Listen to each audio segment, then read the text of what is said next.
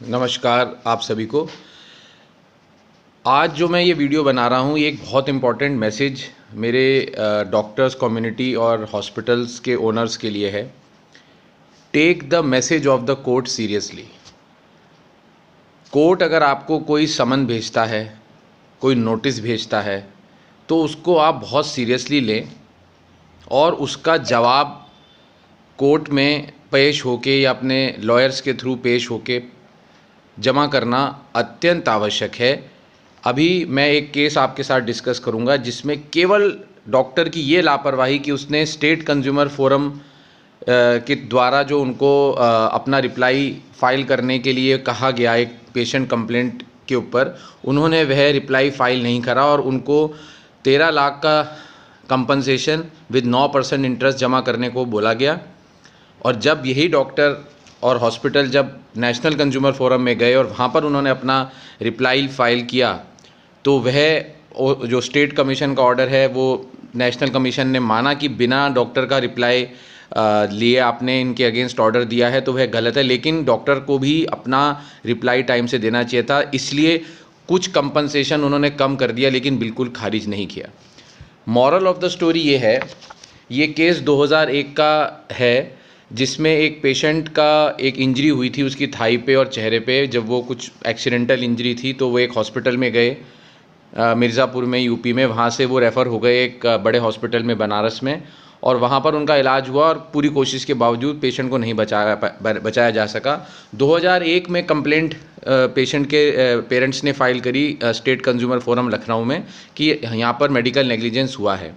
State consumer forum ने notice दिए doctor और हॉस्पिटल को और पेश होने के लिए कहा। उन्होंने उस पहला वाला हॉस्पिटल जहाँ पर वो एडमिट हुआ था वहाँ भी उनको भी नोटिस दिए, और इवन जो जगह पे उसको इंजरी हुई थी जिस कॉलेज में, उसको भी नोटिस भेजे कि आपकी वहाँ पर कोई कंस्ट्रक्शन की लापरवाही से ये इनको चोट लगी है।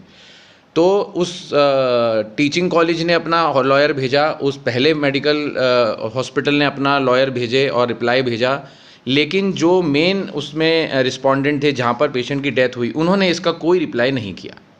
उनका लॉयर आए लेकिन कोई रिटर्न स्टेटमेंट जो कि रिप्लाई होता है एक हॉस्पिटल का, वह उन्होंने नहीं किया। मेन इसमें जो मेडिकल नेग्लिजेंस का मुद्दा था वो यह था कि जब पेशेंट को कार्डियक अरेस्ट हुआ तो कोई कार्डियोलॉजिस्ट अवेलेबल क्यों नहीं था। ये जो पेशेंट की तरफ से कंप्लेंट थी उसमें मेन पॉइंट ऑफ नेग्लिजेंस ये था। पर क्योंकि कोई भी रिप्लाई डॉक्टर और हॉस्पिटल की तरफ से नहीं किया गया, तो स्टेट कंज्यूमर फोरम ने इसी को एक नेग्लिजेंस माना और 13 लाख लगभग 12,92,000 प्लस 10,000 लिटिगेशन कॉस्ट अवार्ड किया। जब ये मैटर नेशनल कंज्यूमर फोरम में गया तब जाके डॉक्टर ने उन्होंने अपील करी जिनको 13 लाख भरने को बोला गया।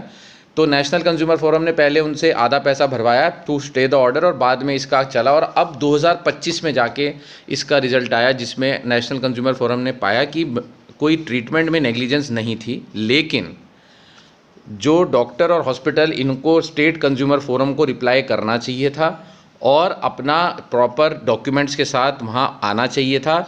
और ये चीज़ सेक्शन 106 इंडियन एविडेंस एक्ट में बहुत क्लियरली है कि अगर मेरे पे कोई एलिगेशन लगता है और मेरे पास कोई उसका डॉक्यूमेंट है तो उसको पेश करने की जिम्मेदारी और उसको मेरे अगेंस्ट एलिगेशन को रिफ्यूट करने की जिम्मेदारी मेरी है।